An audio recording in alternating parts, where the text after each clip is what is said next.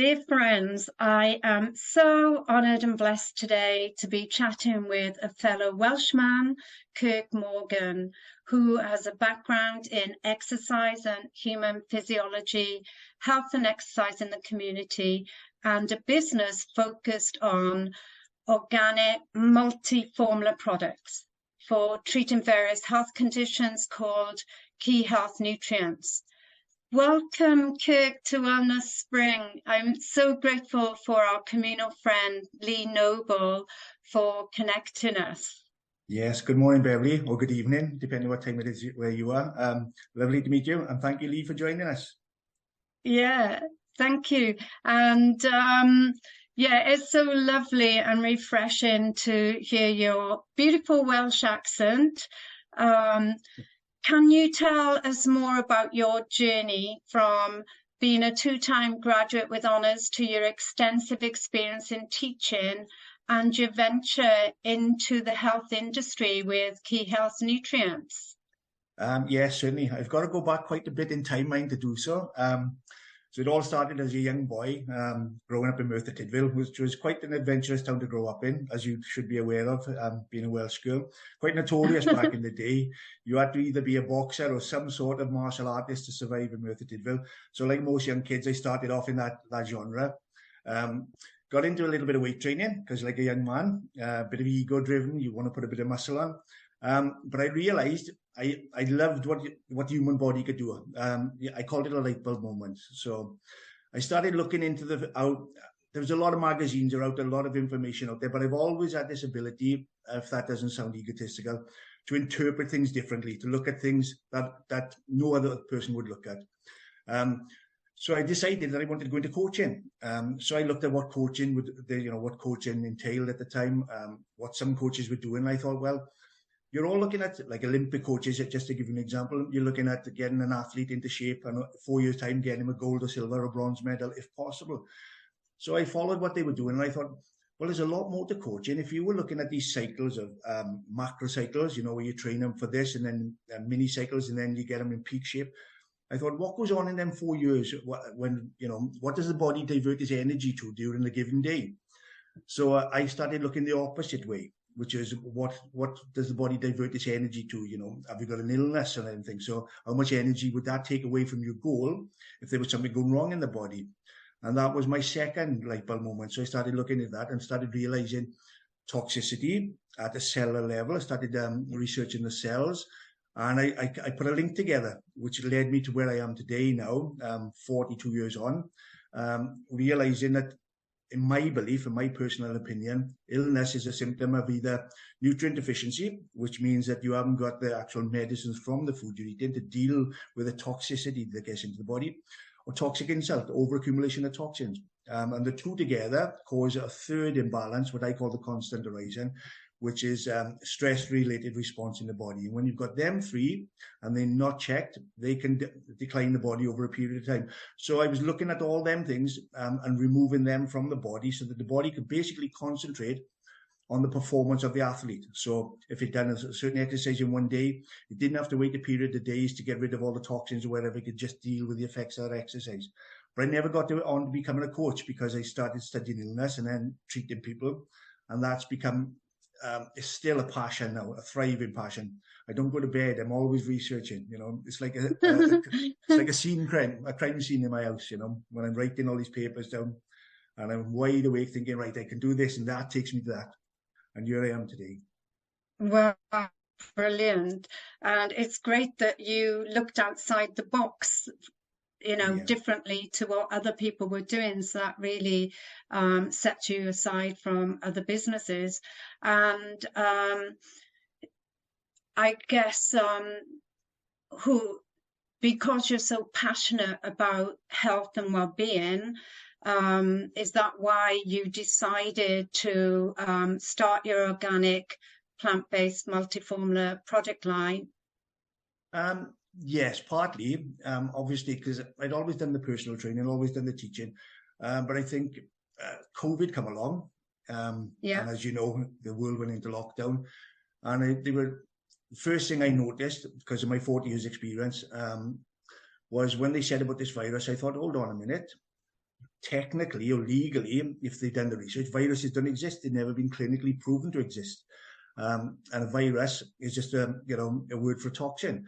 So I got my back up against that. So I started doing small blogs telling people, look, don't be fooled into what you're thinking about this, because I know about the body. I'm going to give you a different turn on the body. So I started doing videos. I think there's about 200 of them I've done in total, about the physiology of the body, exosomes, what they reckon a virus was, where they could find out the real research on viruses. And then I noticed that there was a lot of things that when the vaccine came out, again, from an exercise physiologist or a physiology point of view, that were doing the opposite in the body, taking things away from the immune system instead of adding things to the immune system. So I realized, in my opinion, so I started by request, people saying, can you treat me with this? Can you treat me with that? I need to alkalize my body. So I thought, right, well, I got some great people behind me. I got some great contacts, and we formulated these products.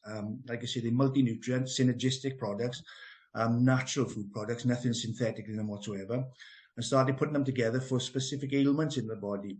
Now, that was only done on Facebook, but I had a thing of Trustpilot saying they'd never seen. It was quite uncommon to see the amount of 5-star reviews I was getting. Usually you get a fluctuation between 1 and whatever. I think I only had 1 4-star review, and I know that was off a good friend of mine. But to this day, we've only had 5 stars, and that's only on Facebook. So it wasn't about like you got these big companies. For me, it was just about the people. If it didn't get any bigger than what it was, I was happy to do it because I was doing what I actually loved to do, And it's just grown to the point we now coming up to just gone our second year, September, just gone now. It's not massive by a long chalk, but we're making inroads, But the reputation is good. Yeah, well, quite a few of my friends from Bridgend have told me about your projects, and they said, "Oh my God, you got to share the chat," Yeah. And you talked about stress because we have been through 2 years of stress, and a lot of people have lost the way of life as it was for them. People have had to reinvent themselves, and maybe they haven't got the job that they had before and so forth. It's like myself, I was doing live events, and that wasn't possible. And then we came out to Australia and got caught in both countries with many lockdowns. So, that's why I started doing these podcasts online and chatting with great people like yourself. But, there's so much stress. Maybe you could let me know, or let the audience know, what do your products do to help people with stress, and what type of stress ailments are you treating at the moment? Right. Well, I'd have to explain a little bit on stress and how it works in the body from a physiological point of view for them to understand what the products are going to do. So basically, stress, the body doesn't know what stress you're going through, just feels the stress, So whether it's a bereavement, a divorce, you're worried about financial situations or whatever, you go into a stress state, okay? And they've got 2 systems in the body. You've got lots of systems, but 2 systems work together. I call them cousin systems. You've got what they call the parasympathetic nervous system and the sympathetic nervous system. So you've got fight or flight and rest and digest. Now, obviously, when you got stress hormone, when you got stress, you produce stress hormones, and the usual culprit is cortisol. It's got a necessary role in the body. It's vital to your body as well because it deals with inflammation under normal conditions. So any hormone in the body will perform a role and then go back to normal. It shouldn't stay elevated.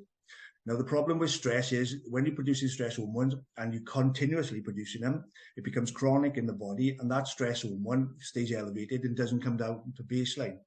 So a few of the things you find with cortisol, once you've got elevated cortisol, you're in fight or flight. Okay, so the body got to deal with stress because it's life-threatening, so it gives priority over that hormone to all the other hormones. Now, once you're in fight or flight, the other system, the parasympathetic nervous system, which is called rest and digest, you can't go into because they can't work at the same time. This is why when you've got a stress hormone, you feel anxious, you're nervous, and you're not hungry. Well, you can imagine elevated cortisol over a period of even a month where you're not eating, you're not sleeping, and you're not digesting your food. Obviously, the lack of digestion of nutrients is fundamental because them nutrients need to be converted into the medicinal forms in the body that deal with illnesses. And all this goes on oblivious to what we do. Your body's so clever at doing it.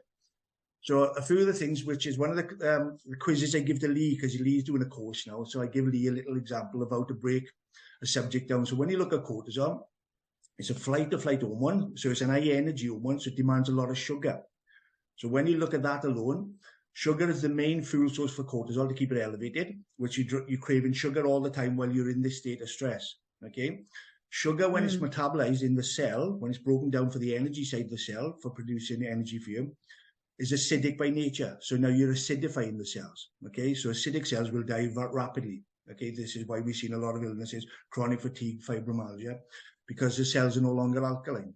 Now, most of the bad pathogenic bacteria that reside in the body, like Streptococcus, E. coli, they're sugar cravers. So the more sugar you are eating because you're under stress, the more you're feeding the pathogenic bacteria. And obviously they signal the brain, because people say, well, I'm craving sugar all the time. It's not actually you, it's the bacteria sending signals to the brain, feed me sugar. So you've got all this going on just because of cortisol. Now, it's easy to say to somebody, try to meditate or try to relax or do some form of exercise. It's easier said than done. So what we try to do with Key Health Nutrients is look at ways of using adaptogens, which are natural herbal products like ginseng, ashwagandha, that help the body absorb the cortisol, so it doesn't do so much damage at the cellular level. So while people are trying to get over the stress or deal with it or implement things that can help them to cope with it, we're helping that cortisol be mopped up at the cellular level. And that's what these products do, you know, with great success, if I can give you a thumbs up on that. Yeah, well, I think it's wonderful that they're plant-based, because I've been plant-based now for over 30 years, and it's very difficult a lot of the time to find supplements that I'm able to consume. But, you know, going back to your products, how by using, for a person taking your products, how would they approach issues like anxiety, stress, depression, any mental health sort of issue? Well, the first thing we do, like, we know that stress will cause one effect in the body and then another effect, and it spirals down. So we never tend to look at all the myriad of effects that have accumulated from the body, like fibromyalgia, the aching in different tissues. We just know that that's cortisol driven because it's stress related, and the fact that sugars acidifying the cells.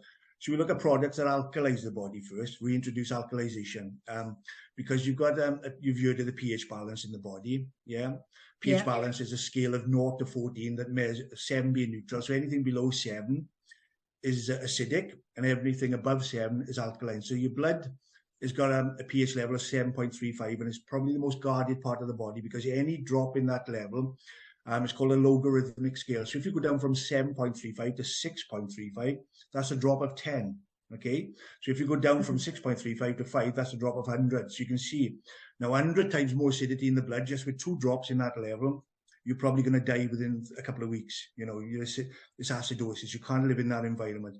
So this is why we need to get people alkaline. And then we give them adaptogens like ginseng, ashwagandha, and all the herbs that go with that allow them to calm themselves down and rebalance the hormones. Because remember, when you've got elevated cortisol, it suppresses all the other hormones because it's having favor from the body.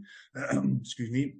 So we introduce a balance of products depending on what the client is, you know. So we always consult with the client. Usually I take them over a period of 3 to 6 months, never usually longer than that, because there's nothing magic in what I do. It's just what I find with a lot of clients or people, it's a lack of nutrients in the first place. I'm only giving them what the body needs to do the work that the body will do if it's got the food. I always tell someone that when they got sick, up until the point that they got sick, everything that they needed to prevent that sickness was there. So whatever's missing, if doctors, for example, were to map everything in the blood, every enzyme, every vitamin and cofactor over 6 months, they could look at that chart and pinpoint if when an illness occurs, what's declined, you know, but they don't do it, which is quite frustrating. So I'm working on that as well, you know. So it's just a balance of combinations of alkalizing the body, because we know the true health exists when the body's alkaline. So that's the first step we take, you know, getting that pH level in the blood and getting the sugar reduced in the body, because that's acidifying the cells. It's stopping the cellular function, what they call cellular respiration, because your cells respirate and they give off a certain amount of energy, and they should be able to do that at 100%. So any impedation of that, anything that impedes that process, slows the function of the cell down, and the body automatically compensates by shutting systems down to compensate for the lack of energy. So there's a lot of links joined to it and a lot of decline that occurs. But for me, it's great because I've done it 40 years. When I'm trying to teach a patient, I've got to explain it a little bit more layman's terms over 6 weeks. But we guide them with the products. We've got products to deal with each of them occurrences in the body, you know. Right. Wow. Can you talk us through a typical consultation with you? Because obviously with your extensive background with health and exercise, and you know how important is physical activity to the holistic approach. Well, it's very important, but what you find is I try to get my patients to a certain level of health first before we add physical activity, because obviously physical activity is another form of stress. It's a good stress when applied properly, but it's still a stress. So what I call that, when somebody's already stressed, is adding stress on top of stress. We want to avoid that if we can. So usually a consultation entails their age, their details, their eating patterns, sleeping patterns, work environment, toxic exposure. So the products they use, the water they drink, the food they consume in, whether it's processed, whether they eat sufficiently, because I get that quite a lot, that people are eating good, clean foods. But there's a difference between eating clean foods and eating sufficiently to keep the body. Now, because like you said about green food being hard to find these days, we're inundated with toxins everywhere and they're accumulating massively every day. So that inundation has to be kept in check. So that means that nutrients have to be sufficient. So I deal with patients with that. We look at any genetic history, which is a bit more in depth, but usually it's a form of toxicology somewhere along the lines, even in the parents' gene lines, you know, that's passed on. But that's a different subject. It's too in depth to explain here, Beverly. So that's what we look at. We take all that into consideration. We never take financial cost in because my products are, I believe, the cheapest anyway, you know. So they're always affordable. This is why they're multi-nutrients. This is why I give you an ashwagandha. I think it's like 17 other product, ginseng in there, licorice in there, beetroot, everything's in this product. All stuff that I know works with ashwagandha to help support lowering cortisol. So, and then we formulate a program.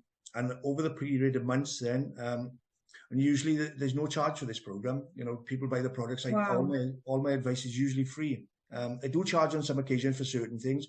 I'm running a masterclass at the moment, but it's only $5.99 a month for a full year's where I take you from the body, every system, how illness occurs and how to treat it, you know. And we're doing shorter masterclasses at the moment, which are illness specific. Although you can follow the main one and get well, some people want to deal with the illness straight away, you know. So wow, that's amazing, Kirk. And sorry to cut you off, but with the masterclasses you said it's already started. If people wanted to join, have you got recordings of the classes that they've missed? Yes, everything's there. What you get a PDF. So it's usually around 4,000 to 5,000 words. Some of them a little bit shorter, some of them a lot longer. You know, I spend a lot of time writing them out on that specific subject. And I send you a video blog every week. Sometimes every 2 weeks because they're broken down into 2 parts. And then we go through the entire body, you know, the bacteria, the gut, the digestion, everything that needs to be in place for your body to work as your body should. Because going back to good green food again, a lot of people say, I'm eating clean, Kirk, I'm doing this. But it doesn't mean that the gut bacteria, which are 80% of your immune system, are actually present, because they can be wiped out for up to 2 years with 1 course of antibiotics or greatly diminished. So that doesn't mean a certain nutrient from the food you're eating, because nutrients are just nutrients in the food. They have to become live and activated. And that depends on the gut microbiome, you know, the gut bacteria. So we look at the digestive process, making sure you're digesting the food first, making sure that the gut bacteria are present, making sure that the blood is capable of delivering it, making that the cells have the right permeability to absorb it. And all these things have to be put together for the body to work optimally. So we take you through that full journey over the course of a year for $5.99 a month. It's amazing, because I've listened to quite a few of your talks and you're incredible with all the well-researched information, you know, that you're giving to people. And as you said, you're continually ongoing. You mentioned quite a few health issues there, and I know a few are a big problem. In your opinion, how are people coping with that? Again, well, poor sleep, obviously, going back to stress hormone. You've got the rest and digest, the opposite side of it. So as the name implies, you can't rest when you get elevated cortisol. So Yeah. cortisol is a morning hormone. It's there present in the morning to elevate the heart rate, to bring you round from sleep. But of course, it doesn't go down during the day because of the stressful situation. So it's there when you're present. Now, the negative side of that in the night, one of the purposes of sleep is when you go into what they call deep sleep or rapid eye movement, REM, that usually lasts for about 45 minutes. And it happens about an hour after you go to sleep. So you go into deep sleep dream state. Now, during that sleep, if you're in dream state, your body will release growth hormone. Okay, it's one of the major hormones. It's the hormone that got you from being a little baby to the size you are now. And that hormone diminishes with age every decade, other than the fact that you can stimulate it with various exercise techniques. But the purpose of that hormone during sleep is to come out when everybody's gone to sleep, have a little look around the body or the rooms of the body and tell all the little workmen, right, she's sleeping or he's sleeping. Let's get rid of that debris. Let's clean all the activities. Let's recover this person. She's had an hard day or he's had an hard day, and prepare him for the next day. Then you wake up the next day with the growth hormone flooding your body and you're like, that was a good sleep. If you've got cortisol present, hormones work as cousins, but they can't work in the same presence. It's like having a light switch on and off at the same time. You can't have it. One has got to be on and one's got to be off, or vice versa. When you've got elevated cortisol, it produces sugar, as I said, because it's feeding off sugar. Yeah. Sugar releases insulin because you can't have too much sugar in the blood, because insulin has to constantly clear the blood level to keep your blood level at a consistency where you're not stressing the heart. And that insulin will stop the production of growth hormone while you're sleeping. So now you might have a day where you've got a real strenuous day. You wake up the next morning and think, oh my God, I'm so tired, I haven't slept. It's a lack of the growth hormone. Now imagine that over the period of a month, or some people who have gone into fibromyalgia, which is a serious state of chronic fatigue. Imagine that for months with that unrecovery. So this is the sleep patterns. So we look at, again, the gut bacteria. Now, a lot of people are given serotonin inhibitors, antidepressants, which actually kill the bacteria that produce serotonin in the gut, which is one of the things I'm passionate about, getting people to be aware of it with what's going on with medicines, you know. So they'd actually lowering their ability to sleep anyway, because these gut bacteria produce substances called GABA, gamma aminobutyric acid, which is a precursor to serotonin and melatonin, which you need to go to sleep. But if you're wiping these gut bacteria out, your hormone ability for release, because of the lack of these bacteria, is negated, you know. So we look at the bacteria again in the gut and making sure that they're getting the right foods to stimulate the right hormones at the right time of day, your circadian rhythm. Wow. And do people come to you and have a blood test, or how does it work to check on your... I usually check, they go and get their own blood tests. I read their blood tests and I advise them on the blood tests, because I could never take blood and I'd pass out. I've got a phobia about blood. Honest to God. Well, you did say you were from Merthyr, and there was a lot of fisty fights going on there, so I'm sure you've experienced a lot of blood in your time. But Beverly, honest to God, you can hit me in the nose, but do you know where they take the blood from the vein in the arm? Yeah. I don't know what it is. I've only got to see it on the telly, and I'll go, oh. You can put a needle anywhere in my body, anywhere. I'll do it myself if I have to, but put it in the vein, in the elbow, and it's a no-no. So I could never take blood from people. I'd be missing. I'd be like this all the time, you know. So that's the role, you know. I'm just advice. Yeah, well, I guess we've all got our unique gifts and talents, and I like the way that you mentioned that your products help your body to do the natural work that they do. So over the years, as an aromatherapist, I've always said that with the aromatherapy blends, you know, that I'd give them to put on their body, I'd say they're like the key to opening up the cells and giving the cells a kick up the backside and saying, go out and do the work you're supposed to be doing. That's right. And all aromatherapy oils are good for the immune system and antibacterial as well. And because you mentioned the immune system, and you know, we've had 2 years and, you know, the virus is still around. Lots of people here in Australia recently I've been talking to have been self-isolating because they've had COVID. regime then, for example, have you been given to people about their immune system to improve it? Well, a lot of my work is switched from natural, normal clients to vaccine injured at Yeah. the moment. And I mean, it's Oh, 95% of my work. And that's based on the information that's come out all over the world by scientific labs, so it's not my research, it's genuine peer-reviewed papers that have found some of the particles that's in these vaccines, graphene oxide and stuff, the lipid nanoparticles, the spike protein, because all cells, let me explain this, everything that you are and everything that somebody's looking at you and me now is a combination of cells, okay? So cells make tissues, tissues make organs, organs make systems, systems provide energy, they're covered with the skin and the skeleton, and that's us. But toxicity at a cellular level, which is what I teach, everything happens at the cellular level. So if somebody says, I got an headache, or my bones are aching, it's your bone cells are aching, okay, at the microscopic cell. If somebody says, I got, bad blood or something, it's blood cells. So that's the most important thing.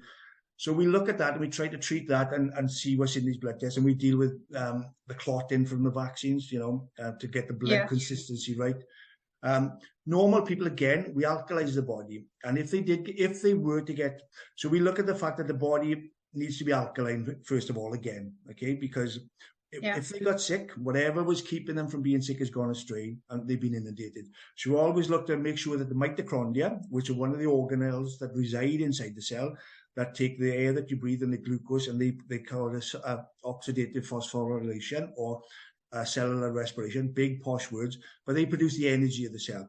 So let's just imagine that there's a liver, okay? So you got liver cells, and within them cells, you've got the mitochondria, which is one of the organelles. There's lots of organelles. They all perform different roles. So just to keep the math simple, imagine that one liver cell has 10 mitochondria, and they all produce energy 100%. Now, because all the cells in your body are surrounded by a fat membrane, it's called a phospholipid bilayer, very scientific, I know, but just means 2 layers of saturated fat around the cell. All toxins that we know of today are fat soluble, mercury, aluminium. So that means they're able to dissolve in the fat membrane of the cell. So if you can imagine that under normal conditions, now that cell, the mitochondria, is taking glucose from the blood, oxygen from the blood as well that you breathe it in, and it's converted it into energy, and all them 10 mitochondria are producing 100% energy. Now all of a sudden, you get a little bit of mercury or whatever the toxin is, sits on that fat membrane, and it's blocking the absorption, it's slowing down the rate of absorption to that cell. So your mitochondria, just 1 out of the 10, might go from 100% down to 90, 80, 50. Over the course of a couple of days, you think, oh, I'm a little bit off my game today. I'm not as fully energetic as I feel. Over time, that mitochondria might go down to 0. Then the next one might drop until you've got 10 mitochondria that are not functioning. Now, then mitochondria, if they're a liver cell, making up a liver, that's going to impact the liver and the function of the liver because the cells are not performing as liver cells. So that's what I call chronic fatigue. Now, when them cells die, they suffocate like any cell would do. They go black. Now, in my opinion, what I found when they talk about cancer being a disease, I think it's a symptom, I believe, because when you look at that, it's a symptom of toxicity. You've got a black mass of cells that are still part of the liver, but don't function as the liver. Now, if all the liver were to die, that's a tumor, then you've got a cancer, okay? That's the end result of toxicity, the worst case, right from top to bottom down the ladder, which is what I try to teach. So that's another subject I've kind of gone off on a tangent on. But to give you an example of what toxins can do at the cellular level, it's the same with any illness and even COVID. It's a slight impedation of that cell at the cellular level and the workings. So that's what we treat. We get the mitochondria respirating properly first and hydrate the body. So for example, because you mentioned cancer and tumors and it's just a disease or symptom, when a person gets diagnosed with cancer of whichever organ, what recommendations do you do with your products? Well, the first thing is that I give them the research and a lot of the proof. This is difficult, and it'll probably be difficult for a lot of people watching this to understand that a lot of real research has been buried because you've only got 3 treatments for cancer. So I give them the real research, teach them about cancer. Now, a cancer cell will only feed on glucose. It takes up 15 times the glucose than the normal cell will do. So like any cells, yourself included, if you didn't eat for a month, you're going to be seriously unwell. If you didn't eat for 2 months, you'll probably die. It's the same for a cancer cell. If you starve it of the sugar, it can't progress. Now, when a cancer cell invades a cell, that takes over, it becomes acidic. So if you know anything about a little bit of chemistry, acidic cells can't absorb oxygen, so they stop the oxygen supply of it. So we look at alkalizing the body, cutting out the glucose, introducing alkalization, reducing the acidity, stopping everything that the cancer's environment can thrive in, or the cell of the cancer. Now, going back to the mitochondria that takes the glucose and the oxygen, one of the mitochondria's main roles in the body or within the cell is to oversee the life of that cell. And as you know, every cell in your body will divide and replicate and make new cells. Like blood cells are made every couple of days in the millions. That process of breakdown and renewal is only dependent on the mitochondria. It's like the guardian of the cell. It will look around the cell thinking, I'm coming to the end of my shelf life. And it goes through a process of what is called natural cell suicide, apoptosis. So it kills that cell naturally, causing the white blood cells to engulf it all, takes what it can to for renewal, and there's nothing left in the body visibly. That's a natural cell process, and you get new cells. When you've got a cancerous, when you've lost the function of the mitochondria, that process of renewal is shut off. So this is why these cells can divide and replicate out of control, because they're not being shut off by the mitochondria.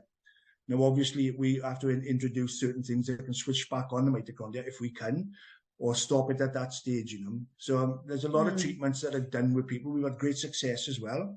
But obviously, people are so scared and indoctrinate, you know, when they hear chemotherapy, radiotherapy as the only options. I seen a thing the other day with outrage. This outraged me. I got to say it.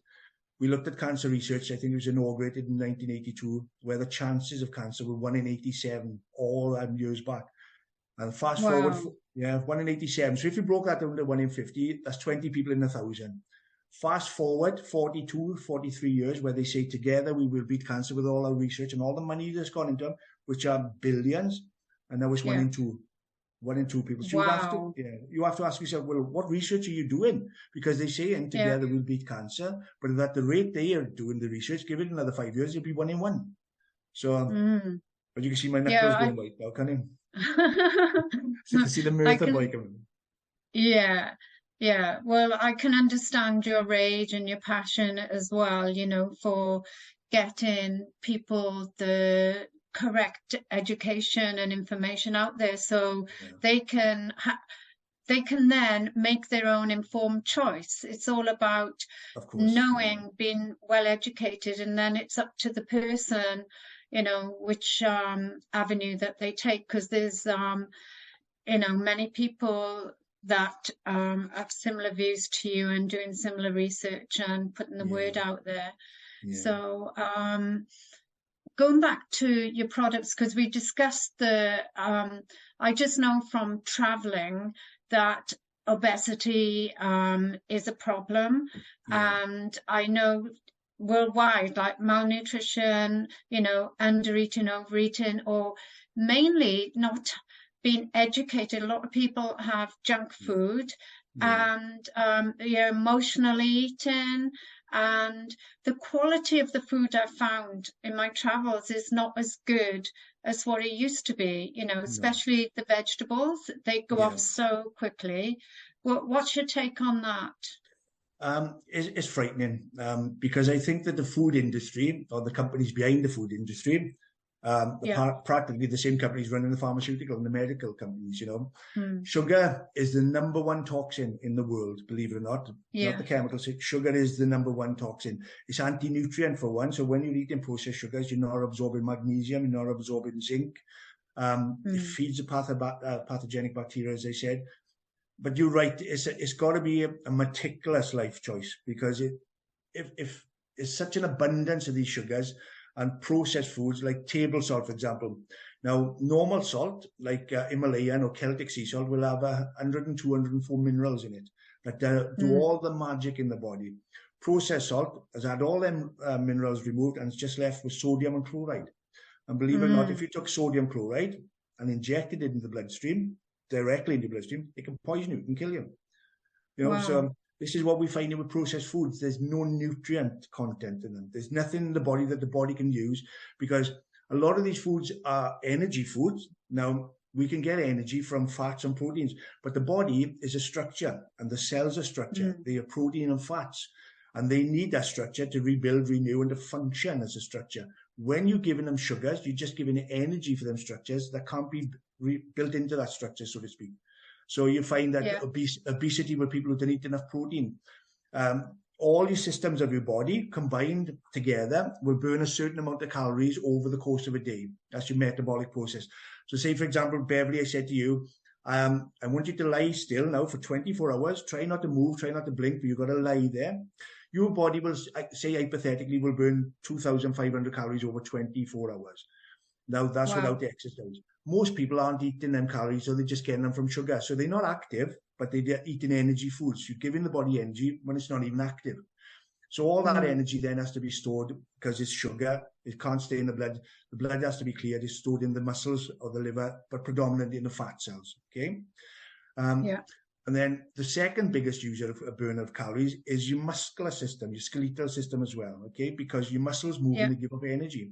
So if the body doesn't have enough protein to support that or maintain that muscular system, it slows the metabolism down to compensate for the lack of energy. So it shuts all the systems down. So, for example, if you're only giving it 1,500 calories out of 2,005, your body is now slowed down just to work at 1,500 calories. So you're already in a stressful state because the body's made that adjustment, but knows I'm now stressed. You start producing stress hormones, as we just talked about, and all the effects of cortisol. It's the same with sugar, because the sugar is burning at the cellular level and leaving acid. It's not just the acid, it's the stress that the body perceives because it's in charge of everything and starts producing stress hormones. So that produces more sugar, you spiral down, that produces more stress, produces more sugar, you spiral down further. Fibromyalgia, end product, cancerous cells, or toxic cells, at the worst case, at the bottom of the ladder. So obesity, as you say, so foods have to be a food choice. They have to be sourced. A little bit of work on everybody's part to go and get them, to make sure that there's nothing on them, that they're local farmers and produce. And you don't have to have a wide variety. Like just take eggs. Eggs are one of the best protein sources, best cholesterol sources, and sources of omegas that you can get on the planet. And you can grow your own eggs if you had a little bit of land. So at least you're guaranteed that. A little vegetable patch, cover it over so you're not subjected to the toxins in a bin.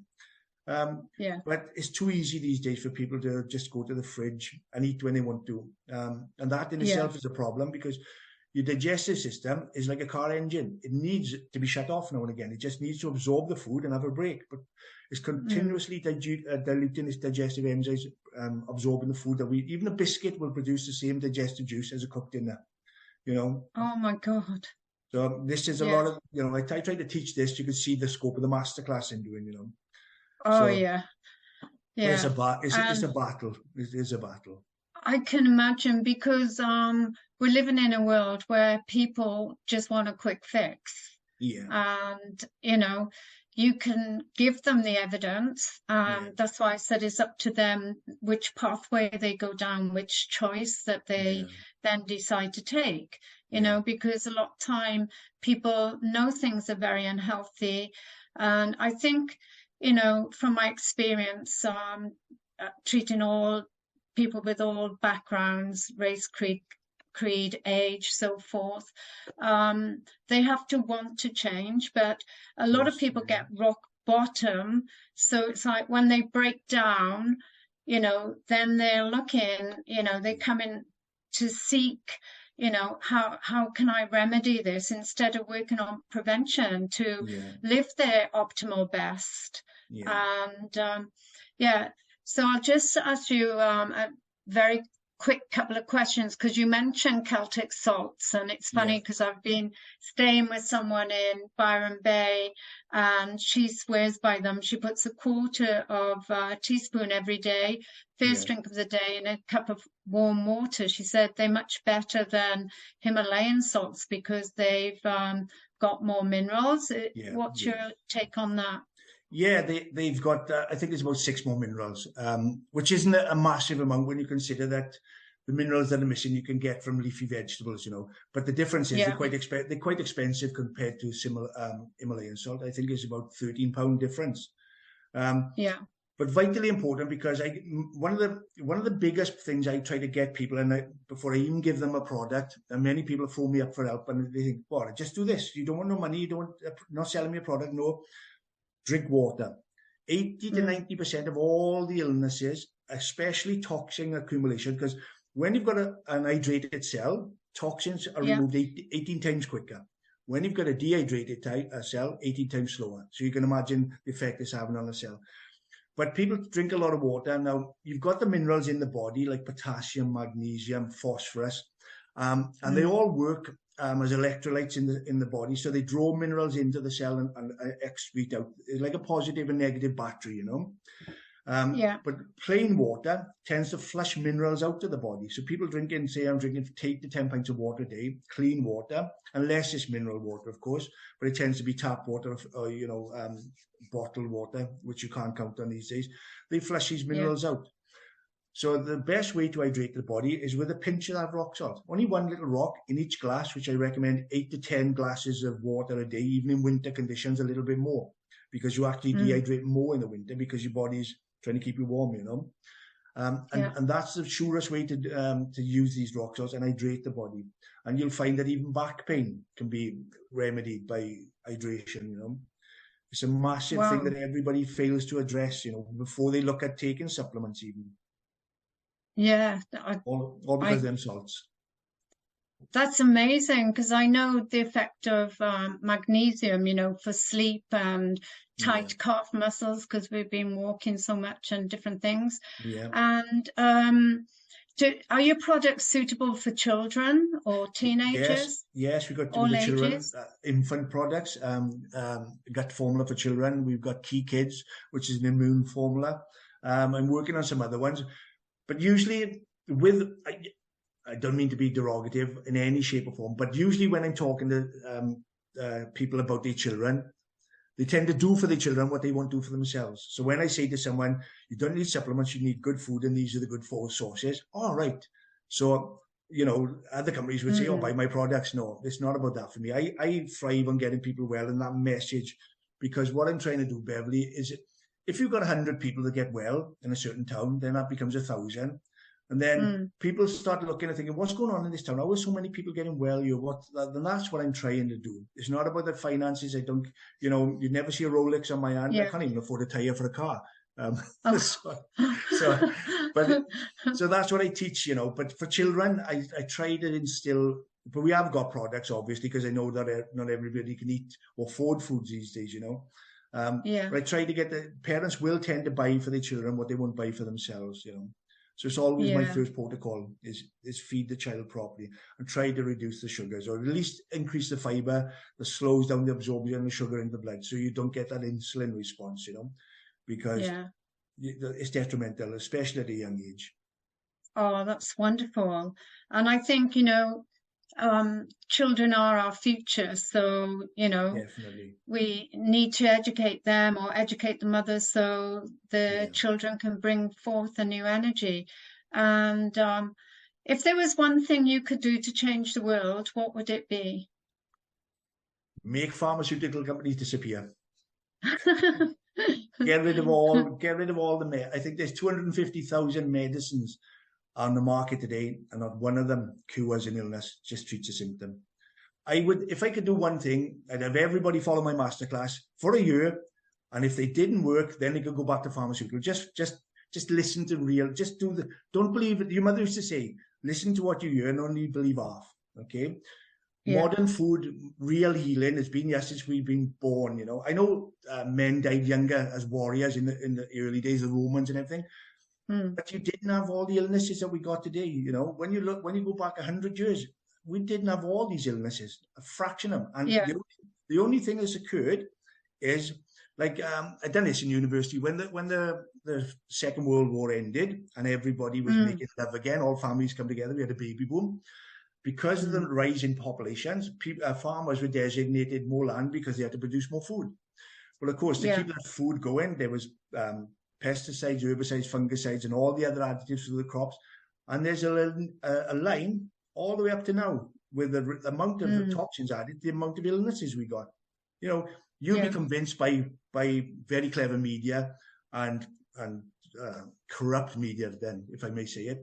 That's not the case. It is the case. Toxins are the reason everybody's getting sick, and they were deliberately given toxins in them. A lot of the foods out there, sugar is a toxin, but it's an addictive toxin. It's so nice, you know. I eat sugar now and again, but I eat it where my body can deal with it, you know. So, you know, it's hard to get away from. But my advice would be just think twice. When you pick something up, just have a look at it, think twice, and start thinking. You just give your body what it needs, and the body will do it for you. There's no miracle cure. There's no miracle company. There's no miracle drug. Your body's the miracle. And the body just needs what it needs, as it always has done. Otherwise, you would die at birth if it wasn't capable of doing stuff, you know.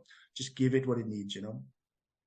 Yeah. That's my Wow, message. that's a wonderful message, Kirk. I just want to thank you for giving up your precious time and for all you are and all you do, and making our world a better place to live in. So thank you very much. It's lovely to meet you, Beverly. Thank you very much. And thank you, everybody watching this.